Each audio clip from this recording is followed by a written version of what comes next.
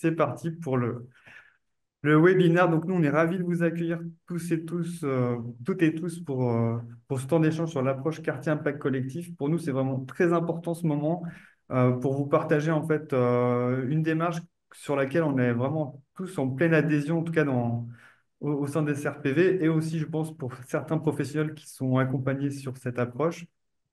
On avait à cœur de vous faire découvrir du coup Quartier Impact Collectif pour vous accompagner dans l'évolution de vos pratiques et renforcer les coopérations que vous pouvez avoir au niveau de votre territoire, développer des stratégies d'intervention aussi, avec des effets de levier beaucoup plus importants pour répondre, pour résoudre surtout les défis auxquels vous faites face, vous professionnels, habitants, acteurs associatifs.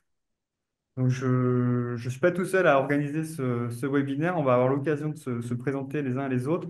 Je passe la parole à mon collègue Guilo du CRPV Cité Ressources, donc en PACA, pour exprimer également quelques mots d'accueil. Oui, très rapide. Merci à tout le monde d'avoir répondu présent à l'invitation. Et bah, dans le prolongement de ce que disait Fred, c'est vrai que ça fait un moment que nous on attendait ce webinaire. En fait, on avait envie de partager avec vous cette expérience, cette approche un peu nouvelle, un peu différente par rapport à ce qu'on peut connaître déjà. Et qui, enfin en tout cas, c'est vrai que je parle pour nous, les centres de ressources, les collègues politiques de la ville, qu'ils soient au niveau d'Interco, de ville, de l'État, des centres sociaux ou autres, qui ont partagé ça avec nous sur différents territoires. Je pense qu'on a un peu tous le même sentiment. C'est une approche qui nous a tous ressourcés et surtout qui nous a permis de faire un pas de côté. Et c'est vrai qu'aujourd'hui, où on est quand même tous sous pression, je sais pas, mais en tout cas la tête dans le guidon, où on a un peu du mal à justement à sortir la tête de l'eau et à re-questionner un peu nos pratiques, même si souvent on sent bien la nécessité de le faire. En tout cas, cette approche-là, elle peut permettre ça, ce petit pas de côté qui nous fait voir un peu différemment nos pratiques et ça, je trouve que c'est assez précieux, en tout cas par les temps qui courent. Euh, voilà, j'en dis pas plus, vous allez découvrir par les témoignages, par les apports de Gabriele Dacolade qui va se présenter après. Et puis, enfin voilà, vous aurez l'occasion de réagir sur tout ça. Je passe la parole à Christine Duval de la NCT qui soutient ça depuis l'origine. Et un grand merci en tout cas à toi et à la NCT d'avoir impulsé ça. Eh bien, merci beaucoup à vous deux.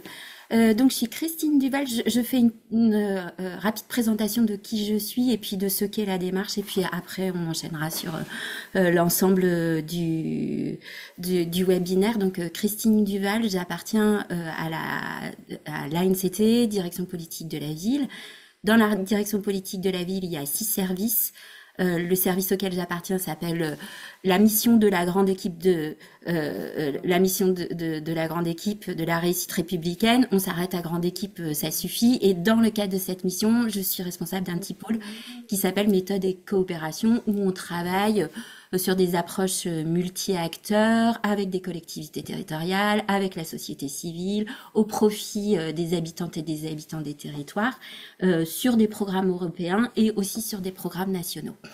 Et Quartier Impact Collectif est arrivé comme ça, en fait, avec cette idée, dans le cadre d'une rencontre auprès des délégués du préfet, de se dire, mais comment on peut leur faire un pas de côté?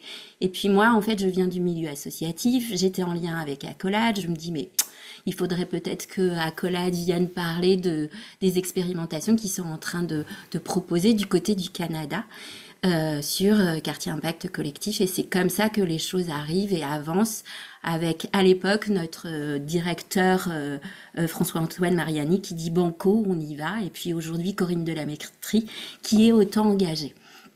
L'objet de cette démarche, c'est vraiment... Alors, moi, pour essayer de la présenter un peu globalement, dans un projet, il y a deux choses. Il y a le projet et il y a comment on fait le projet. Et en fait, là, on s'intéresse à comment on fait le projet. L'idée, c'est d'aligner une vision entre l'ensemble des acteurs de la politique de la ville à l'échelle d'un territoire et de faire en sorte de ne pas faire de nouvelles actions, mais bien de faire en sorte que toutes les actions s'alignent vers une vision qui est une vision commune. Ça veut dire surtout que ça fait bouger les postures professionnelles. C'est le pas de côté dont vous parlez, Guy Laurent.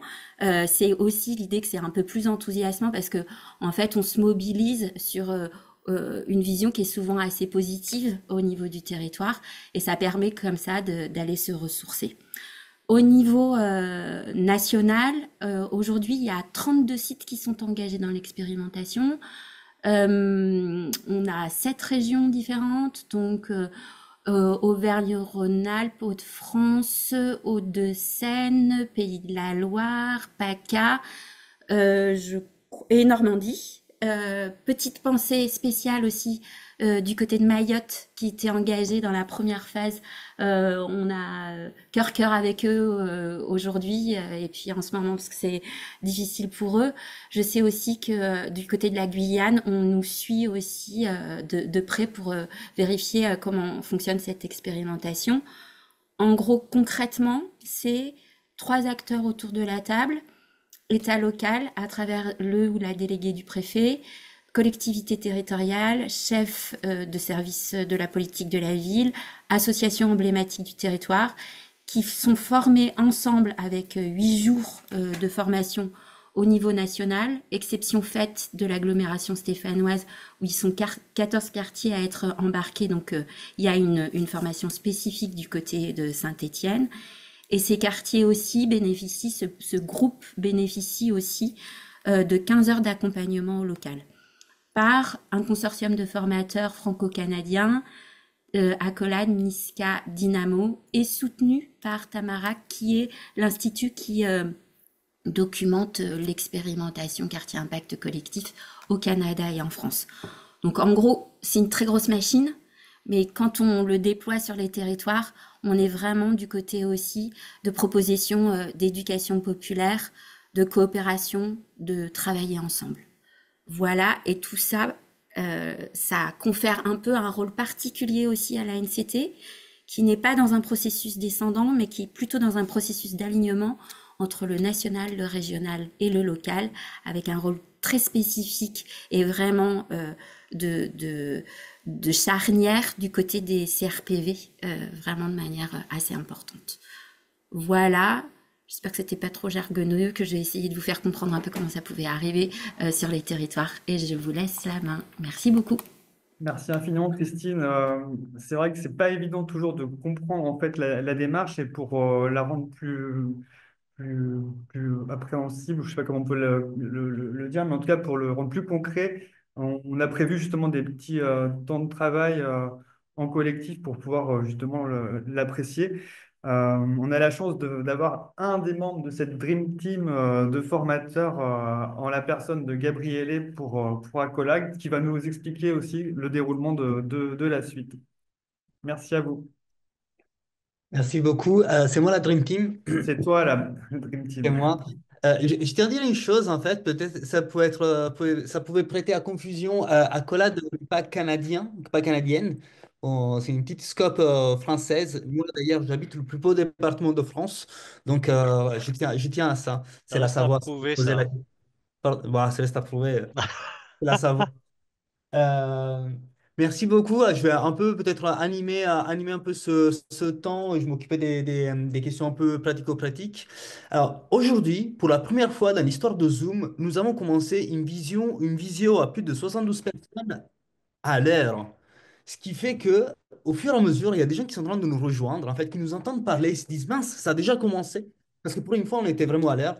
On va aussi essayer de vous libérer à l'heure. Ça, c'est le grand défi qu'on se lance aujourd'hui. Par contre, ce qu'on va vous demander d'être hyper indulgent avec les personnes qui vont rentrer et sortir, qui vont avoir des problèmes de connexion, euh, à travailler aussi en sous-groupe. Il se peut que les gens se perdent des consignes, donc soyez indulgents et filez-nous un coup de main pour redonner les consignes, réexpliquer les choses. Ça va? Est-ce qu'on peut avoir cette collaboration? C'est super. Alors, on va commencer tout de suite avec un petit jeu qui va se passer dans le chat.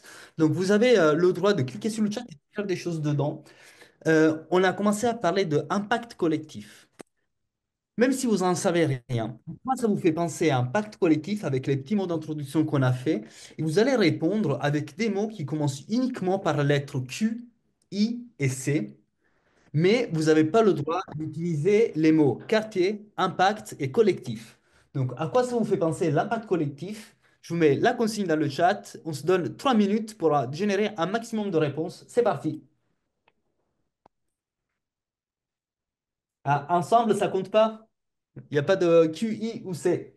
Équipe non plus. Consortium, intelligence, qualité, qualité, inclusion, collaboration, intérêt commun. Waouh, ça va vite. J'arrive pas à lire. Aidez-moi. Innovation, inspiration, commun, compréhension, encore plus, coopération, intelligence, chaleur humaine, quotient, pas mal. Innovation, concertation, coopération, qualité, capacité. Initiative, je sais pas si tu l'avais vu. Initiative, non, je l'ai loupé. Illumination. Ah, j'adore celui-là. Québec, ok. Bien vu. Imaginaire, inventivité, idée, intelligence intellectuelle. Ah, c'est pas mal. Collaboration intersecteur, quotidien, pas mal, quotidien. Curiosité, innovation. Wow, c'est vrai que vous êtes nombreux et nombreux, mais je ne m'attendais pas à autant de réponses. C'est trop bien. C'est clair. Potentiel, Inclusion. implication, commun. Ah oui. Idée, création. Ah, ça commence à ralentir là. J'ai une petite vague au début là, ça ralentit. Ah non, ça va pas. Création. Courage. Ah, c'est beau ça. Ouais. Euh, Kamel, je suis déjà en train d'enregistrer. Je sais pas, j'ai une demande. On vous enverrai le lien de la vidéo. Mais au cas où. Illumination. Ah, ok. Co-construire. Ok. Eh ben, ça s'arrête un peu. C'est pas mal. Vous avez déjà en fait tout ce qu'il faut. Vous avez un peu tous les éléments en fait. Donc, qu'est-ce que vous faites là? On va essayer d'aller un peu plus loin. L'impact collectif, en fait, il repose sur cinq composantes. On va essayer de faire le plus simple possible. Et l'idée, donc on l'a dit, hein, c'est l'impact collectif est une forme de coopération, une forme structurée de coopération. L'idée est celle de pouvoir en fait venir structurer donc la coopération sur des choses, sur des dynamiques qui existent déjà. Ces dynamiques peuvent être des dynamiques existantes, par exemple une cité éducative, quelque chose, voilà, un peu une application d'une politique publique. Alors ça va être aussi des dynamiques émergentes. Le fait d'avoir des choses qui sont déjà en place, c'est souvent ça facilite les choses, mais l'inconvénient, c'est que parfois il faut déconstruire des modes de faire, des pratiques, peut-être en fait une certaine culture en fait de faire coopération. Donc, l'idée, c'est de pouvoir en fait traverser ces cinq composantes. Je vais juste les nommer et après, je vais vous donner un exercice. Alors, les cinq composantes, est-ce qu'il y en a qui les connaissent déjà par cœur? Levez un pouce, faites un signe, criez dans le micro si vous connaissez déjà les cinq composantes. Ah, personne ose parce que tout le monde a peur d'être interrogé en fait. C'est un peu ça, c'est la peur de l'interro. Je vois ceux qui ont coupé la. On n'a pas les cinq. Ah, ok, il en manque alors. Alors, la première, je vais le dire très rapidement, vous allez le retrouver dans le document de travail qu'on vous a mis. Il faut juste que j'accepte les gens en même temps. La première est celle de l'engagement inclusif. C'est la fameuse question de la participation. Comment on fait pour engager un peu tout le monde, comment prendre en compte un peu toutes les personnes, donc les inclure pour considérer toutes les parties prenantes.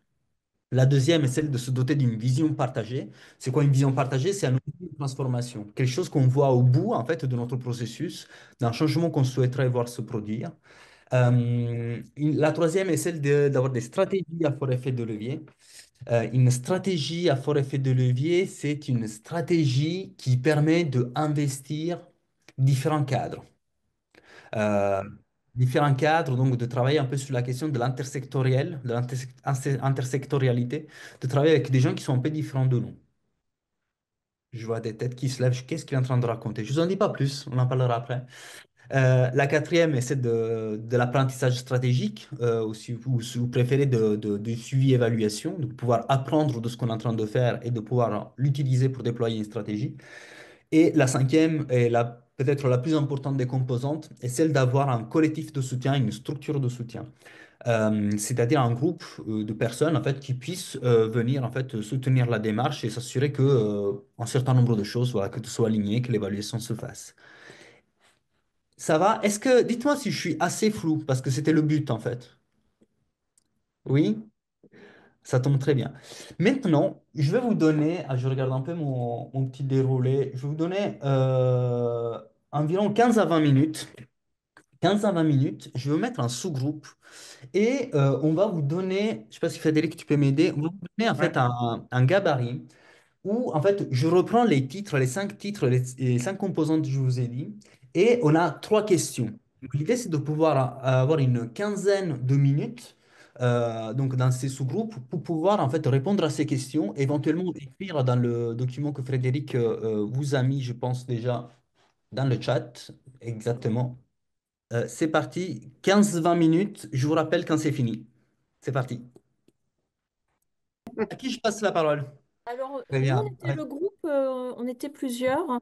Il y Oui. avait Marie Giacone, il y avait Carmen et un conseil habitant citoyen, il y avait Carpentras.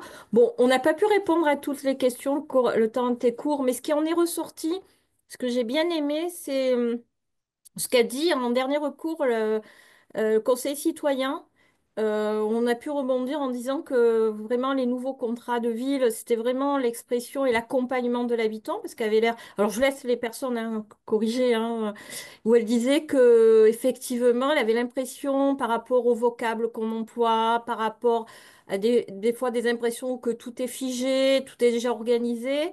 De changer le regard par rapport à l'habitant. Nous, ce qui en est ressorti après, c'était l'accompagnement aussi par les structures aussi, CRPV, État, tout ça. Qu'est-ce qui est ressorti aussi, c'est que entre l'ambition affichée et la réalité de terrain, il y a vraiment un écart. On se dit que ben là, il n'y a rien qu'à voir. Il y a combien d'habitants dans notre réunion d'aujourd'hui? Par moi, la dame là, du Conseil citoyen, voilà, c'est l'ambition où on veut amener dans ce cap-là, dans ce changement, et dans la réalité, cette difficulté de vouloir vraiment embarquer. Voilà. Puis je laisse mes collègues compléter, hein, Mais voilà, je ne veux juste pas une chose, mentir. en fait, ça va être un peu compliqué, en fait, peut-être un peu long, plus que compliqué, en fait, si tous les groupes, en fait, font un retour. Nous, on avait plutôt quelques questions, en fait, à vous poser, voir un peu ce qui vous avait surpris, ce qui vous avait étonné, ce qui vous a interpellé, ce que vous avez peut-être pas compris, en fait. Je sais pas s'il y a des partages dans ce sens-là, en fait. Au début, dans le groupe, en fait, on ne savait pas définir engagement inclusif. Mhm. Et sur quoi vous vous êtes mis d'accord à la fin? Si au début, vous ne saviez pas, c'est-à-dire qu'à la fin, vous avez réussi. Moi, toujours pas, mais c'est le début en même temps. Ouais. Euh, qu'est-ce qu'on entend par engagement inclusif? Qu'est-ce qu'on entend par engagement inclusif? En fait, il y a vos collègues de Saint-Étienne en fait, qui arrêtent pas de dire une chose, en fait, une petite phrase. Et je pense que ça résume bien ce que ça veut dire engagement inclusif. Ils disent tout le temps, rien à propos de nous sans nous. Ça donne bien ça, en fait. C'est-à-dire, en fait, quand on est pris dans une démarche, en fait, il ne faut pas que les choses se passent sans nous, au-delà de nous. C'est la fameuse question de la participation. Mais vous savez, la participation n'est pas l'interrupteur, en fait. J'arrête pas de le dire, en fait. C'est pas on n'allume pas, on participe pas. On va avoir des nuances, des nuances, des degrés, des niveaux de participation qui peuvent être très, très, très différents. Par exemple, en fait, quand moi j'ai créé ma propre association, enfin ma propre, c'est pas la mienne, on est plusieurs. J'ai créé une association et notre but, c'est de faire du sport approximatif. Donc, on a le culte de la contre-performance. On fait du sport pour être bien ensemble et pas du tout pour gagner des courses. Mais c'est vraiment c'est l'objet de l'association. Là, c'est un niveau de participation que je mets dans cette association. Par contre, en fait, quand l'autre jour, on m'a appelé au téléphone. C'était Ipsos, en fait. Ils voulaient que je participe à un sondage. Ça aussi, c'est une forme de participation. Mais on voit bien, en fait, que l'engagement n'est pas le même, en fait, si je suis, en fait, le promoteur d'une aventure collective, finalement, comme une association, ou si je réponds à des questions par oui ou par non. Je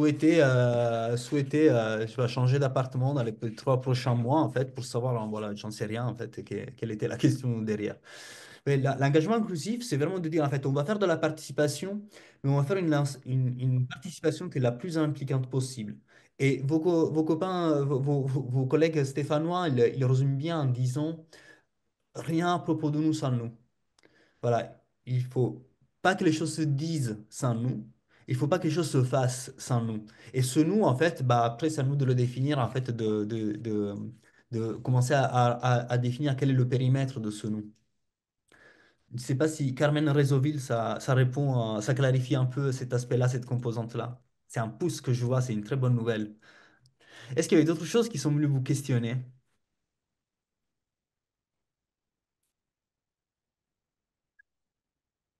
Ah, très bien. Bah, du coup, la visio s'arrête là. Ah non, il y a quelqu'un de Aura qui pouvait prendre la parole, je pense. Oui, nous, c'est sur la stratégie où on n'a pas du tout Hmm. réussi à savoir ce qu'il y avait derrière, ce qu'on Stratégie. devait mettre derrière. Allez, stratégie à fort effet de levier. Voilà. Bon, ça tombe bien, c'est votre groupe c'est le seul groupe a priori, les autres ont compris, donc j'attends la réponse. Qu'est-ce que vous avez mis les autres derrière stratégie à fort effet de levier? Est-ce que vous avez une petite idée? Vous avez déjà 20 sur 20, je vous rappelle.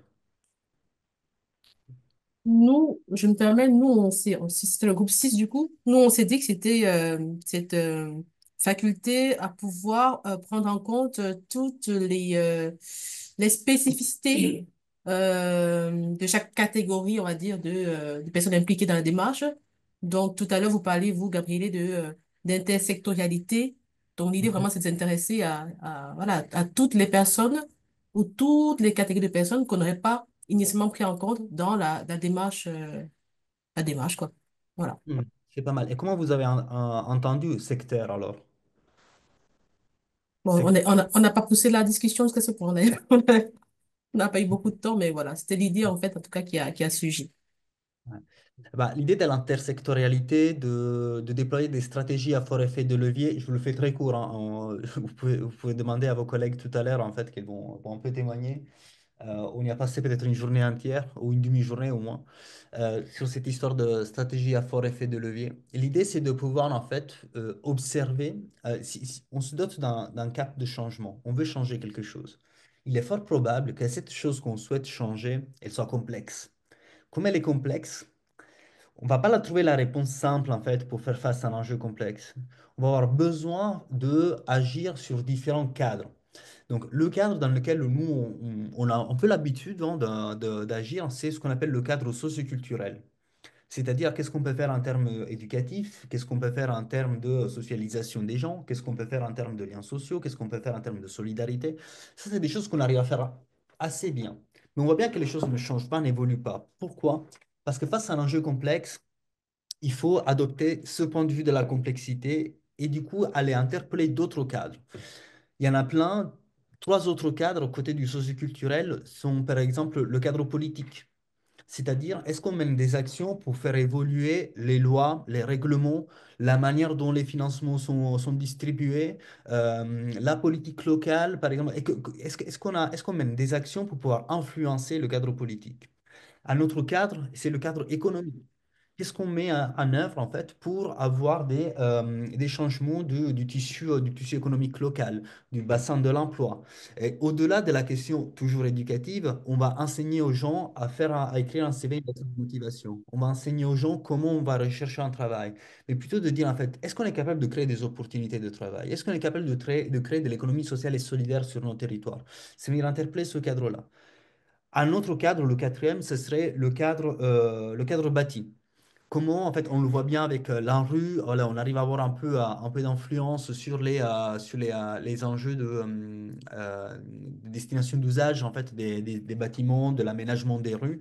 C'est pas encore ça, mais de dire, en fait, comment on peut avoir une influence aussi sur le parc privé, sur la manière dont les bâtiments sont construits, à quel endroit sont construits. Comment, en fait, on peut avoir une influence. Et l'idée, c'est de dire, en fait, bah, tout seul, on ne peut pas y arriver.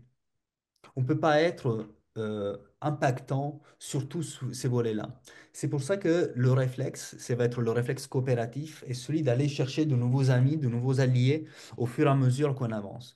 Et de dire en fait, bah, si je veux faire face à un enjeu complexe, qui est par exemple, je prends un cas, je les cite parce qu'ils ne sont pas là, mais les copains de Nantes en fait, qui disent, nous, ce qu'on veut faire, c'est lutter contre les déterminismes sociaux. Je dis, OK, est-ce que vous avez trois ou quatre générations de temps? Parce que c'est ce qu'il faut. Mais il faut bien commencer quelque part. Et pour faire face à ça, c'est pas que à travers le travail sur la confiance en soi des jeunes qu'on va résoudre ça.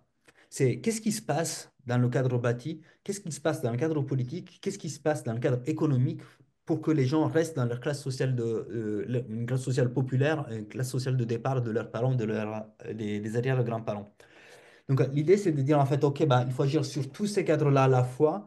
Et donc, on va trouver les Québécois appellent ça le sweet spot, l'endroit tout doux, qui est un peu la convergence, en fait, aller chercher les actions, les stratégies qui sont à la convergence de ces différents cadres, en fait. Et c'est ça, peut-être, les actions qu'il faut prioriser. Les actions qui nous permettent d'agir sous plusieurs cadres à la fois quand on a face à nous des enjeux complexes. Voilà en 5 minutes. En général, ça prend 2 jours, cette affaire. Et encore, juste pour rentrer dedans. Est-ce que sur les autres composantes, c'était bon? Est-ce que tout le monde est OK avec ce que c'est une vision? Une vision partagée.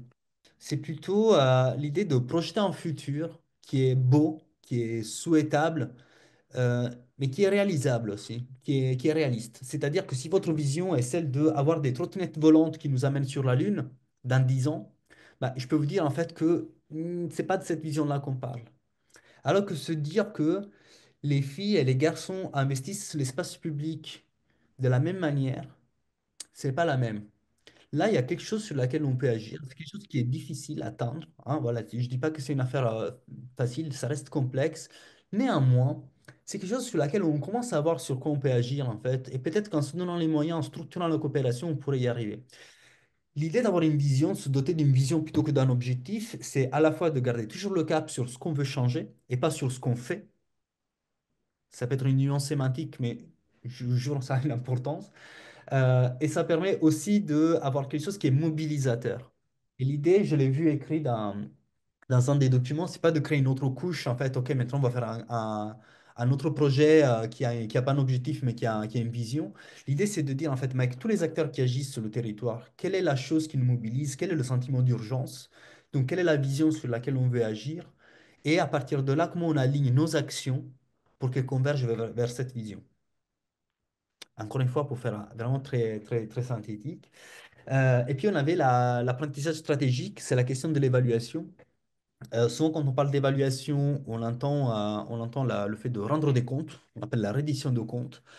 Moi, j'y tiens à la reddition de comptes parce que très souvent, on a affaire à de l'argent public et l'argent public, c'est mes impôts et je tiens à mes impôts. Donc, je pense que c'est juste et normal de rendre des comptes en fait de comment l'argent public est utilisé. Mais tout simplement faire le bilan de combien de personnes, le taux de satisfaction, bah, je pense qu'on peut aller plus loin et commencer à interroger en fait quel est l'impact, quelle est la contribution au changement qu'on souhaitait de cette action. Est-ce que les actions qu'on a mises en place ont permis de changer les comportements des gens? Est-ce que ça a permis de changer les croyances? Est-ce que ça a permis, voilà, est-ce que ça a permis de changer les connaissances en fait des gens? Donc l'idée c'est de poser ces questions-là et de venir mesurer dans quelle mesure nous, ce qu'on fait, contribue à ce changement qui se produit. Parce que bien évidemment, on aura aussi des agents conservateurs. Un agent conservateur, c'est la poussée, en fait, ce qui pousse dans l'autre sens. Par exemple, j'aimerais bien que n'importe quel jeune puisse faire les études les plus longues du monde, mais on a des agents conservateurs qui sont la famille, les copains qui disent, mais non, qu'est-ce que tu vas faire Sciences Po? Reste plutôt à faire euh, je ne sais pas, en fait, une fac de sociaux avec moi. Voilà. Au lieu de dire, enfin, je prends un mauvais exemple parce que j'ai une opinion de Sciences Po que je vous raconterai un jour en privé. J'ai fait Sciences Po, hein, c'est pour ça que je vous dis ça. Donc l'idée, c'est de dire quels sont aussi les agents conservateurs, en fait, les facteurs qui poussent un peu dans la direction contraire, et bien mesurer, nous, ce qu'on est capable de faire. Et à partir de là, d'en tirer des apprentissages, c'est-à-dire piloter l'action. Et la cinquième composante, celle de la structure de soutien, on parlera peut-être plus facilement en France de collectifs de soutien, et celle d'avoir en fait un groupe de courageux, de courageuses en fait, qui disent non, on y croit à ça. Et c'est un peu se doter des architectes de la démarche. C'est pas forcément les gens qui vont tout faire, hein. C'est plutôt des personnes en fait qui disent en fait bah on a envie que ça bouge, on a envie que ça change. On va essayer de structurer cette coopération. On va faire attention au fait que bah, en fait qu'on prenne en compte toutes les parties prenantes quand on pense qu'il est pertinent d'inclure toutes les parties prenantes. Euh, on fait attention que toutes les actions soient alignées sur une vision. on fait gaffe en fait à d'avoir des actions qui sont sur plusieurs cadres différents, qui ont des stratégies à fort effet de levier. On va prendre soin de faire une évaluation qu'elle nous sert à quelque chose. Voilà à quoi ça sert un collectif de soutien. Ça va? Je vois des oui. Très bien, très bien.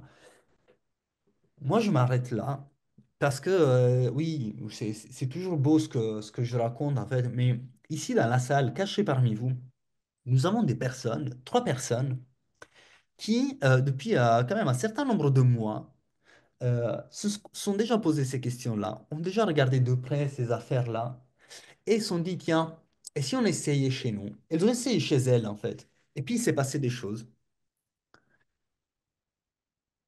Guilo, Frédéric, est-ce que vous avez des questions à poser à ces 3 personnes-là qu'on peut peut-être commencer par présenter? Et ben ouais, l'idée c'était tout simplement en fait au-delà de ce que pouvait de l'apport de Gabriele forcément c'est un convaincu, c'est le premier des convaincus voilà, mais il a réussi à embarquer plein de territoires avec lui dans cette histoire-là, avec Accolade. Et comme ça a été dit par les uns et les autres, il y a des territoires qui se sont embarqués dans cette histoire, à aborder des questions de politique de la ville, de projets de quartier, de cité éducative, etc., un peu différemment. Moi, j'aime bien dire aux collègues aussi, parce qu'on a commencé nous aussi à faire de l'accompagnement là-dessus, sur les territoires, c'est de dire, parce que ça peut faire presque un peu peur en disant, waouh, mais c'est la révolution, il faut revoir tout ce qu'on fait. Et en fait, pas du tout. Tous les savoirs, les compétences que vous avez, ils sont là, ils sont très bien. Faut les garder, faut surtout pas les oublier. Mais ce qu'est en train de nous raconter un petit peu Gabriele, c'est une autre manière parfois, pas tout le temps heureusement, mais parfois de nous questionner et d'aborder un peu les sujets, les problématiques de façon un peu différente. C'est ça que ça raconte en fait. Et ça, c'est quand même super, super stimulant. Mais du coup, je vais laisser, je sais pas qui veut commencer sur les témoignages. Et du coup, la première question, c'était quelle est la réalisation la plus incroyable que vous avez accomplie grâce à cette expérimentation, cette démarche, et que vous pensiez auparavant impossible ou hors de portée? Voilà, et ça, je pense qu'on va être très curieux d'entendre un peu ce que vous avez à nous dire là-dessus. Martine, je ne sais pas pourquoi tu as pris la place de mon écran, tu sais, la grosse fenêtre. Il y a plein de petites vignettes. J'ai rien fait. Voilà. Donc, du coup, j'ai envie de te donner la parole, mais après Manuela et Gabriel, vous complétez, vous y allez de votre expérience à vous. Voilà. Bah, merci Guilo, je ne savais pas que je prenais autant de place dans ta vie, mais Ben voilà, c'est. je me présente en 2 mots. Donc, je suis Martine Cavigé-Andriambalo et puis je travaille pour la communauté d'agglo du Ventoux-Comtat-Venessin qui a la spécificité de porter, enfin d'exercer la compétence politique de la ville sur un territoire dont une seule des 25 communes qui la composent est concernée par le contrat de ville. Et c'est la commune de Carpentras. Donc c'est vrai que on était dans un contexte un peu particulier. Quand l'agglo a récupéré la compétence, c'est juste pour planter le décor, parce que ça a un lien avec la réponse que je peux apporter à la Ben, question. bien sûr, tu fais bien. Euh, Quand dans le précédent contrat de ville, l'Interco a récupéré la compétence, on s'est retrouvé dans une situation où finalement la politique de la ville, c'était finalement l'affaire de personne. La ville avait jeté le bébé avec l'eau du bain en disant, puisque c'est l'Interco qui prend la compétence, bah, je m'y intéresse plus trop, même si je suis la seule concernée. Et puis l'Interco, bah, elle n'en avait pas vraiment fait un sujet intercommunal, puisqu'elle se disait, en définitive, une seule commune sur les 25, bof. Donc, un des enjeux, c'était quand même de pouvoir réembarquer dans le navire et la ville et l'agglo, et de faire de la politique de la ville et du contrat de ville qu'il fallait actualiser dans le cadre de Engagement Quartier 2030. Le fait que ça devienne l'affaire un peu de tous, quoi. Et du coup, la première réponse que je peux apporter à la question, c'est quoi la réalisation la plus incroyable que vous avez accomplie grâce à cette démarche? Et ben, c'est finalement d'avoir pu et d'avoir su et d'être arrivé à embarquer les élus de la ville et de l'agglo pour qu'ensemble, ils acceptent de piloter. Alors, dans un premier temps, la démarche de construction du contrat de ville, Et puis évidemment, après, de piloter la mise en œuvre de ce contrat de ville et des projets de quartier. Et ça, franchement, on partait de très très loin, vous l'avez compris. Et aujourd'hui, on a un petit groupe d'élus qui combine des élus de la ville de Carpentras et des élus de la Cove, qui se sont retroussés les manches, sont présents sur toutes les instances de travail auxquelles on les invite. Et puis, non seulement ça, mais ils sont même allés un peu plus loin que ça, puisque sur la démarche et la méthode de travail, ils nous ont quand même passé des commandes. Ils ont dit, nous, il y a deux choses qui sont importantes pour qu'on s'implique dans cette affaire-là et qu'on comprenne la place qu'on peut y jouer. C'est qu'on arrive à mieux travailler avec nos services parce que nous, on n'a pas les moyens d'être sur le terrain et ces territoires, on ne les connaît pas très bien. Par contre, les services, eux, ils travaillent dans ces territoires et donc c'est un peu notre œil et notre oreille sur ces territoires. Donc, il faut qu'on apprenne à mieux travailler, peut-être à travailler différemment avec les services.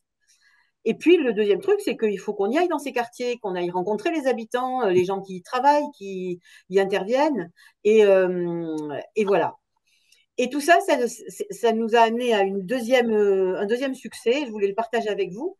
C'est que finalement, même si ça nous a pris en gros 2 ans de travail, et ben, au bout de 2 ans, on peut dire quand même que moi qui étais assez convaincue et qui peut-être était un peu à la manette au départ, et ben, en fait, je suis aujourd'hui pas du tout seule. Et je suis passée comme ça du jeu au nous. Je me sentais un peu isolée dans ma mission et puis je me disais, mais est-ce que je vais arriver à tirer ce navire-là toute seule? Mais en fait, non, très vite, j'étais pas toute seule à le tirer. Et aujourd'hui, il y a une équipe. Alors, c'est pas une équipe forcément sur laquelle j'ai une autorité hiérarchique, et Dieu merci, j'en veux pas spécialement, hein, voilà. Mais par contre, j'ai une équipe de gens autour de moi avec qui je travaille quasi au quotidien, qui sont agents de l'interco comme moi ou qui sont agents de la ville, voire qui sont aussi acteurs de terrain avec lesquels on a créé une complicité, etc. Je pense notamment aux 2 directeurs des centres sociaux qui travaillent sur nos quartiers prioritaires. Et ben finalement, aujourd'hui, c'est la deuxième source de satisfaction, c'est que on se sent moins seul. Finalement, quand on arrive à mettre en œuvre cette démarche, on se sent moins seul, on se conforte aussi les uns les autres. Et, Martine, et voilà. j'imagine que ceci mener cette aventure avec d'autres personnes, par exemple avec Gabriel, avec Manuela, je pense que ça diminue le sentiment d'isolement.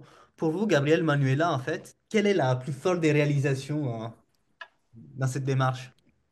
Je me lance, Gabriel, si tu le veux bien. Vas-y. Donc, Manuela Pajot, je suis chargée de mission auprès de la directrice académique des services de l'éducation nationale sur les thématiques politique de la ville, cité éducative et éducation prioritaire.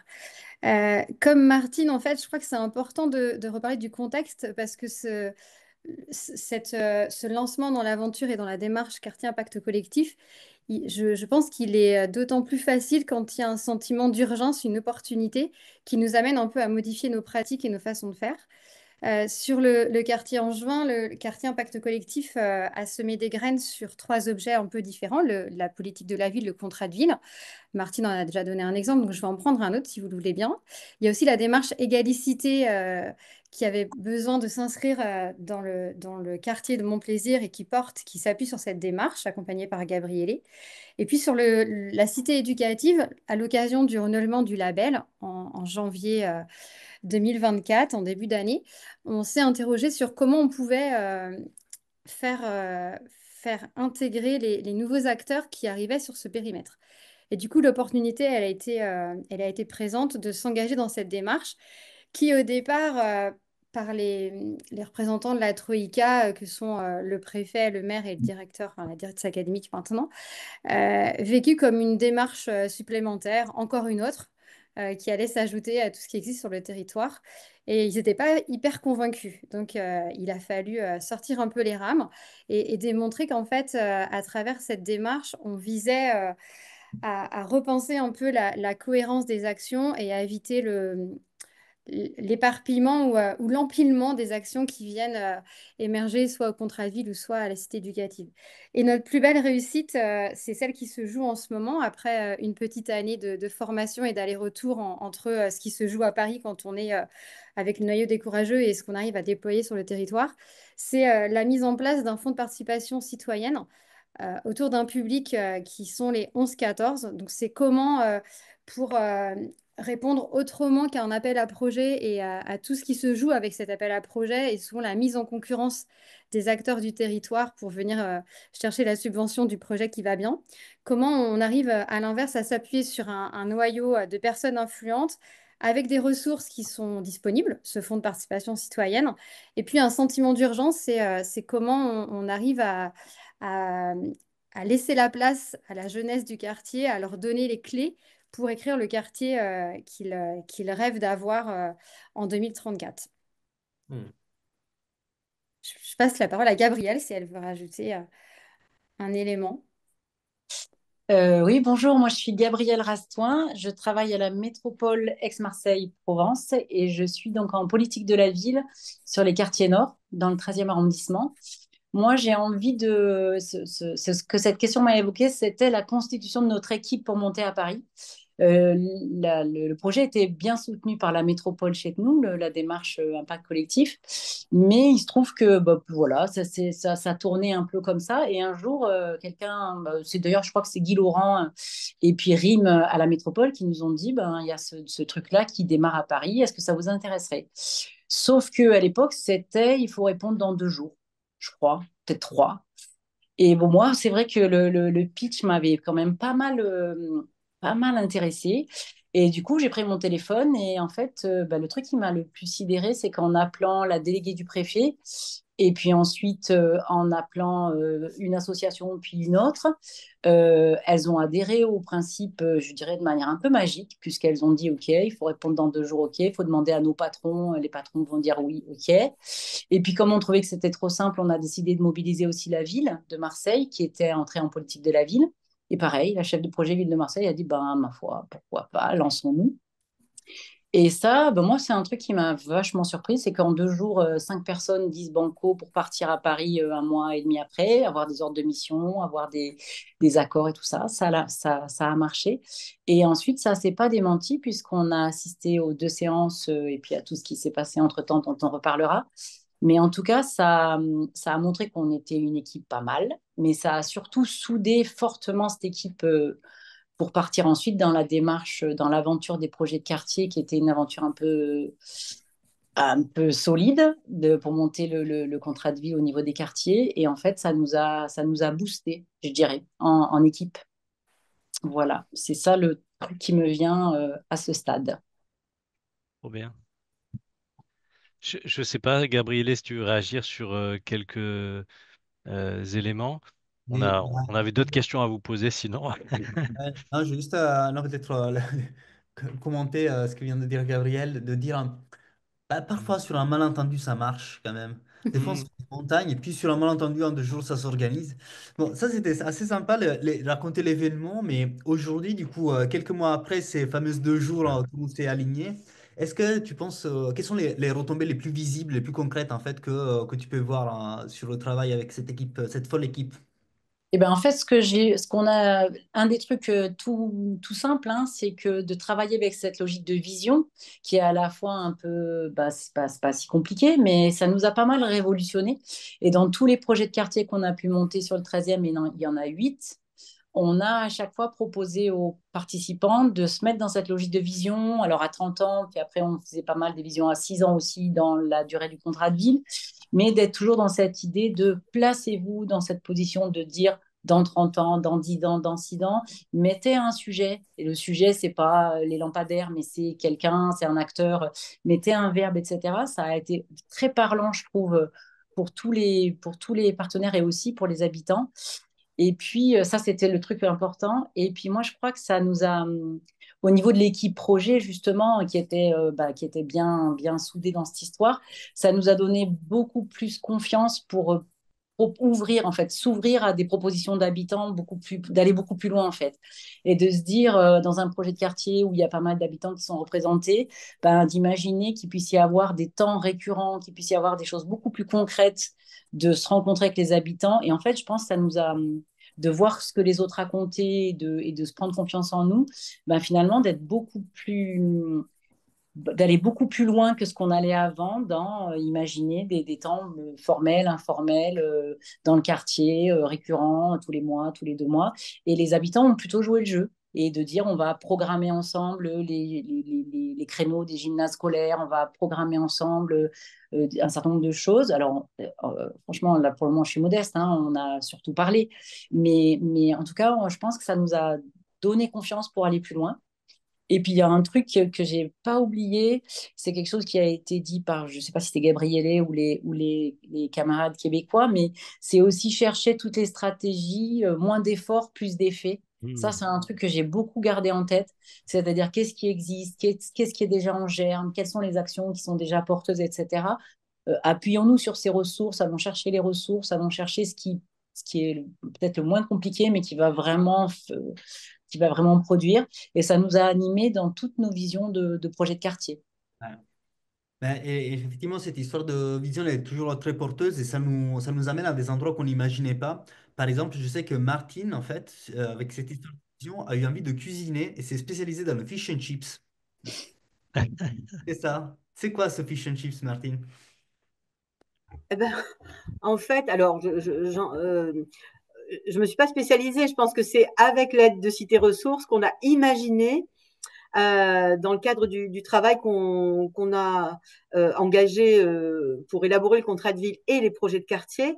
En fait, on a imaginé des outils qui peuvent nous faciliter le travail sur la vision qu'on peut partager à l'horizon 2030 et les étapes intermédiaires pour y arriver.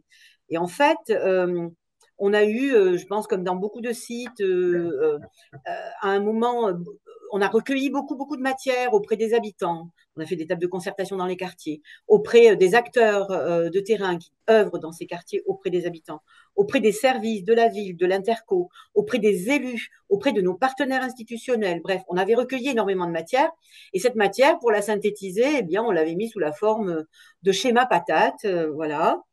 Et puis, ces schémas patates, ils nous ont servi ensuite à travailler, à réfléchir collectivement avec ces mêmes composantes sur, maintenant qu'on sait ça et qu'on a entendu ça, euh, qu'est-ce qui nous semble prioritaire de changer à l'horizon 2030.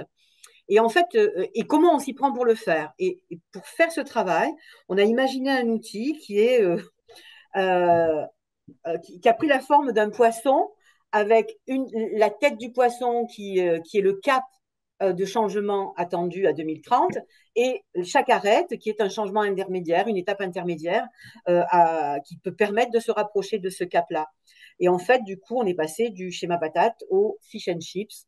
Euh, voilà, donc ce qui est intéressant, c'est que ce travail-là nous a amené à imaginer collectivement des outils, à se les approprier et c'est tellement vrai que bah, là, on est en train, par exemple, d'actualiser notre plan local de santé publique avec ma nouvelle collègue de l'atelier Santé Ville, Valentine. Et Valentine anime des ateliers en utilisant ce schéma patate, toujours avec l'idée que maintenant qu'on sait, qu'on a défini collectivement sur quoi on veut travailler et les changements qu'on attend à moyen terme, eh ben, on va peut-être essayer du coup de travailler sur les étapes intermédiaires pour y arriver. Et donc l'outil, c'est avéré être un bon outil pour y arriver. Voilà. Merci. Manuela, à Angers, quelles sont les retombées les plus visibles en fait que tu as pu constater depuis que vous avez embarqué dans cette aventure de quartier impact collectif? Euh, Moi, je dirais que les retombées majeures, c'est celle autour de comment on anime la coopération à l'échelle du territoire. Euh, on a eu l'envie de concentrer les forces vives autour d'une vision partagée plutôt que de se disperser sur plein d'objectifs qui étaient visés initialement. Et du coup, je trouve que la première chose qui se mesure aujourd'hui, c'est la façon dont on rédige le cap, l'avenir, la vision, on l'appelle comme on a envie, mais on est maintenant sur une rédaction à la forme affirmative, alors qu'avant, on avait toujours une vision très négative. Un exemple concret, plutôt que de dire, avant, on aurait eu comme enjeu, il n'y aura plus de trafic de drogue sur le quartier. Aujourd'hui, on le rédige sous la forme affirmative, donc ça devient les jeunes et les familles vivront dans un quartier paisible, par exemple. Et ça, je trouve que ça change vraiment le cap et la vision.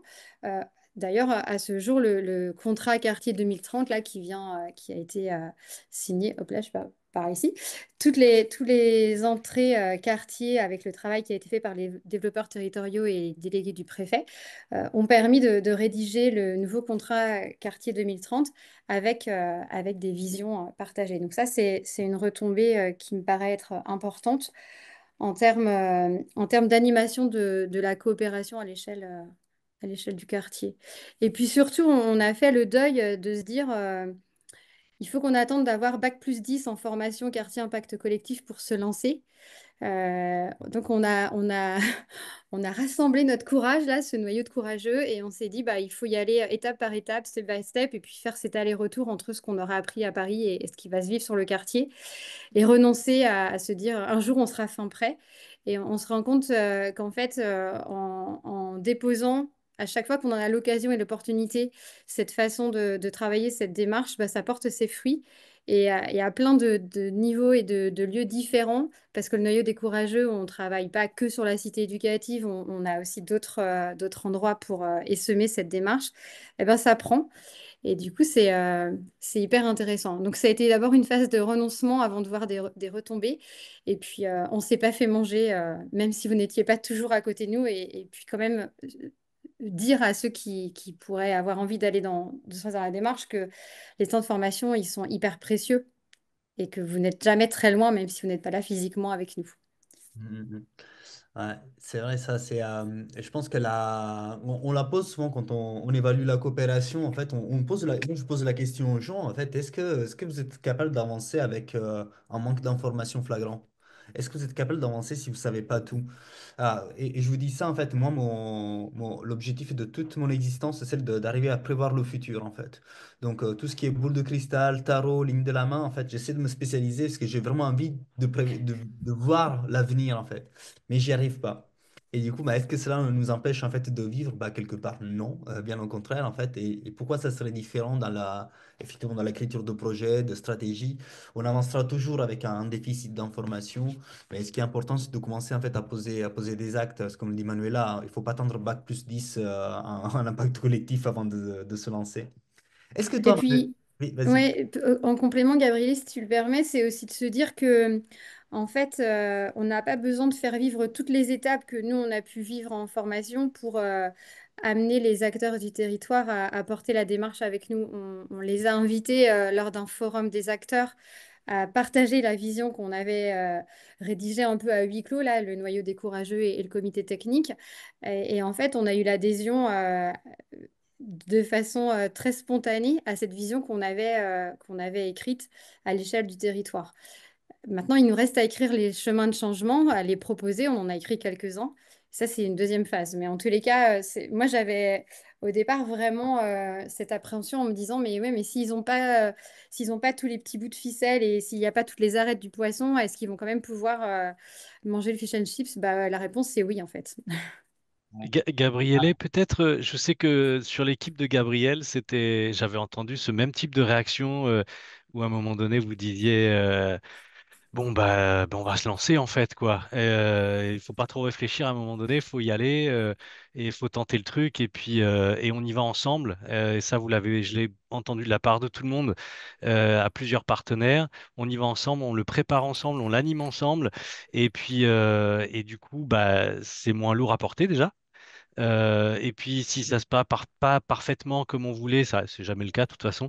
On n'est pas là à se flageller, ah merde, j'ai déconné, etc. C'est ensemble, on se dit, ah putain, qu'est-ce qu'il faudrait qu'on améliore?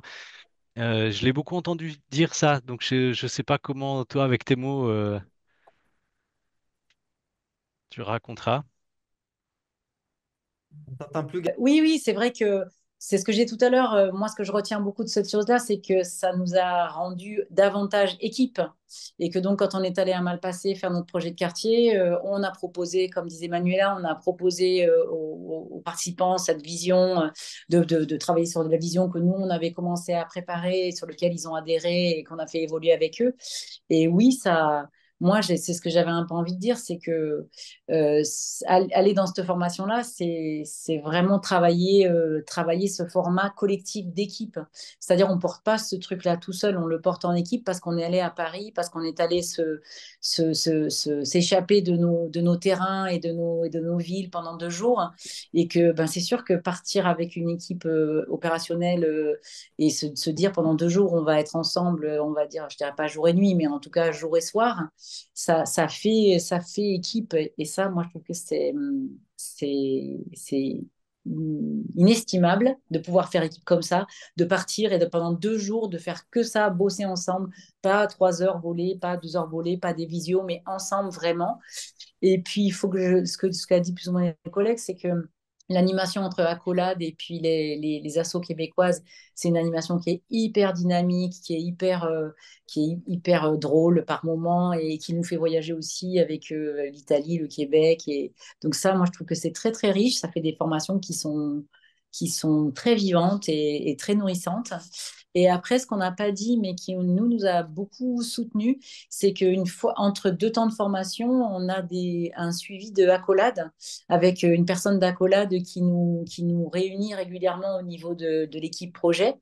Et ça, c'était pas mal aussi. Parce que les moments où on était repris dans le guidon de tout ce qu'on a à faire et parfois un peu submergé, et en fait, il y avait ce temps avec accolade qui nous remettait dedans, qui nous remettait dans, ben, en fait, vous faites du projet impact collectif sans le savoir, enfin, et puis en même temps, ben, là, vous pouvez aller plus loin.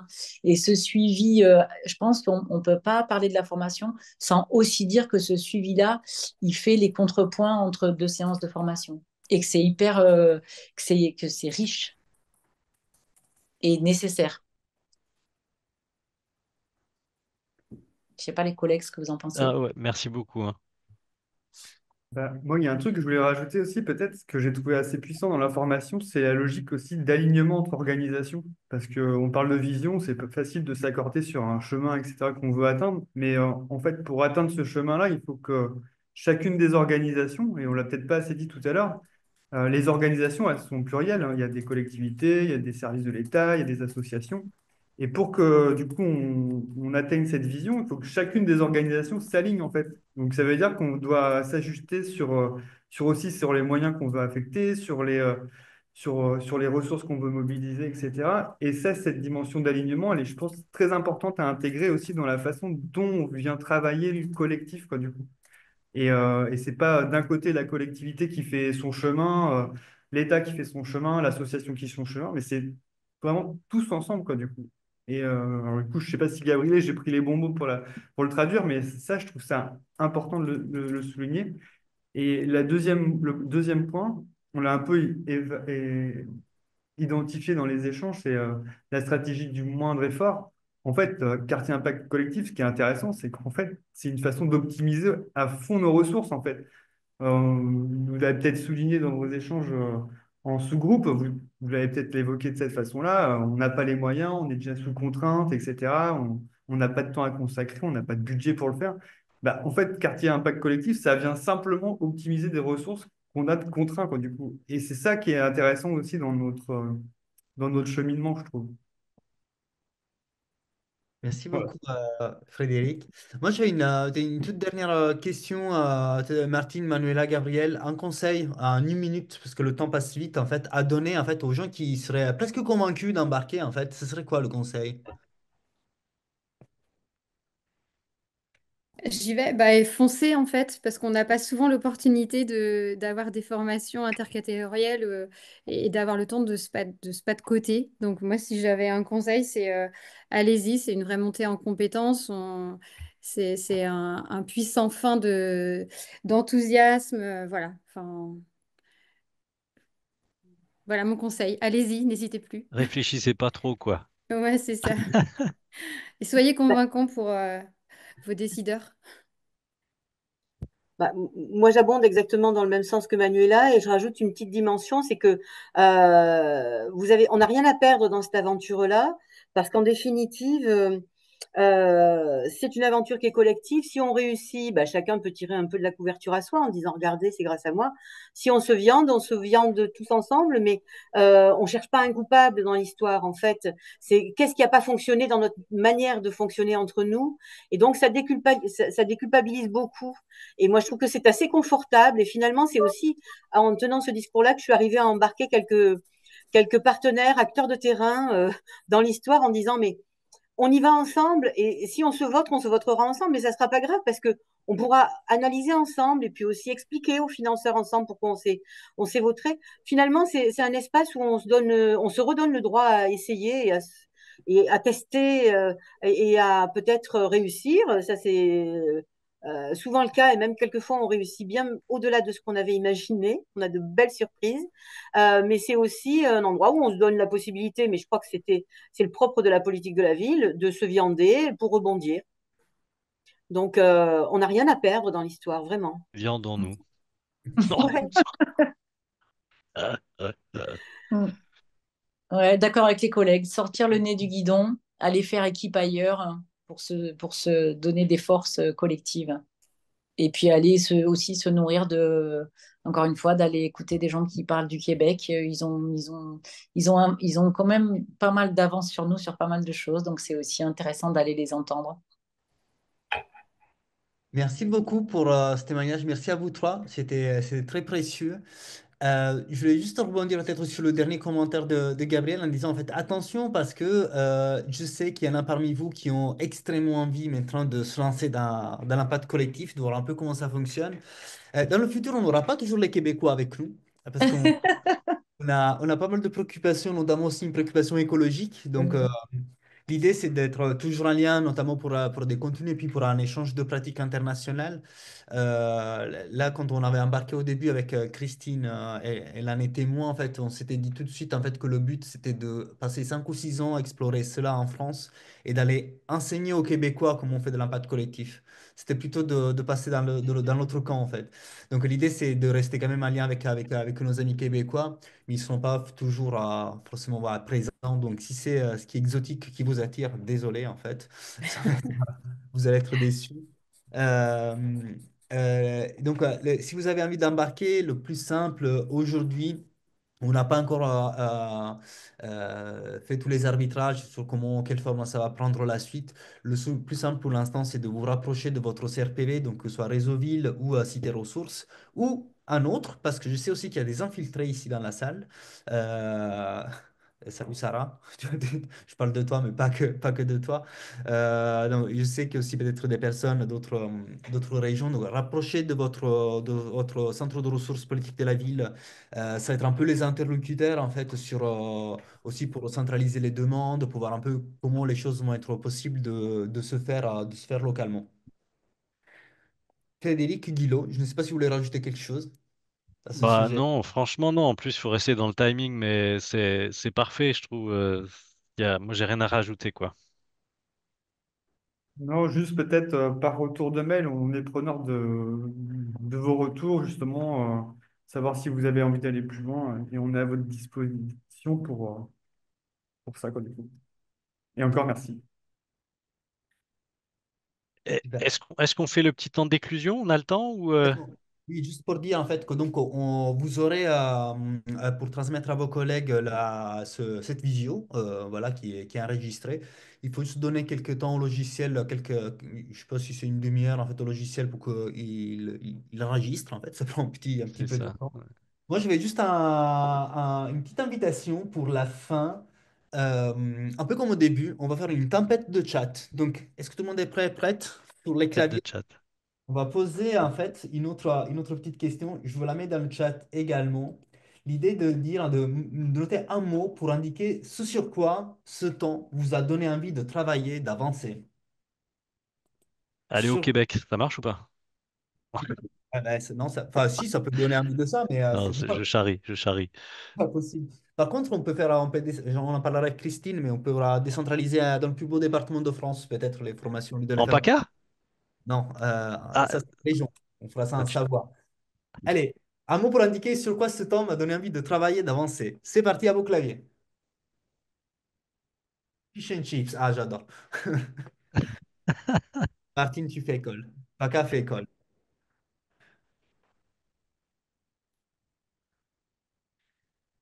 Ah, ne pas attendre, foncer. La droite royale, c'est pas mal ça. Ah Qu'est-ce que oui. tu parles, moi? Ah, Participation citoyenne.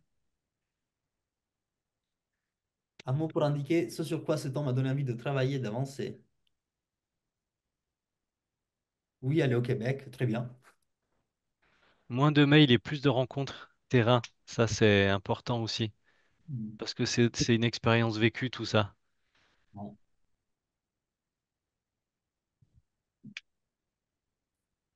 Faire avancer dans l'espace public, faire avancer les choses. Rencontrer d'autres réseaux déjà engagés. Au Pays de la Loire. Angers, Nantes. Ouais. Révision commune, résultats concrets. Soutien en béton avec une gouvernance participative du contrat de ville. Waouh. Ok. Valérie, on attend ça. Peut-être ça me fait penser, parce que c'est vrai que on est les meilleurs ambassadeurs les uns et les autres de tout ça, quoi. Et si parfois sur vos territoires vous posez des questions, vous hésitez ou autre, parfois ça peut être une première visio, une première rencontre pour venir un peu plus raconter ce qu'on vient un peu de dire là, mais auprès d'un groupe de votre équipe de courageux à vous local, par exemple. Et des fois, ça peut permettre d'enclencher. Je dis ça parce que souvent, quand on ferme ce genre de webinaire, on se retrouve un peu tout seul et on se dit, waouh, par où je le prends, le truc, quoi. Et ça peut être ça déjà, une première petite rencontre toute simple. Ouais. Très bien. Je fasse le rythme au ralenti. Encore merci beaucoup à tout le monde. Merci à nos trois témoins. Merci beaucoup d'avoir partagé un peu votre travail, d'avoir pris le temps de partager votre travail. Vous étiez là pas pour apprendre, mais plutôt pour partager et transmettre. C'est vraiment très, très beau de votre part. Merci Christine d'être là, d'être Ouais. toujours avec nous sur ces temps-là. Et bien sûr, merci Frédéric et Guilo. Et merci à tout le monde de la Et participation. merci à toi, Gabriele. Ouais, c'est une belle Bel aventure tout ça. après-midi. Rejoignez-nous.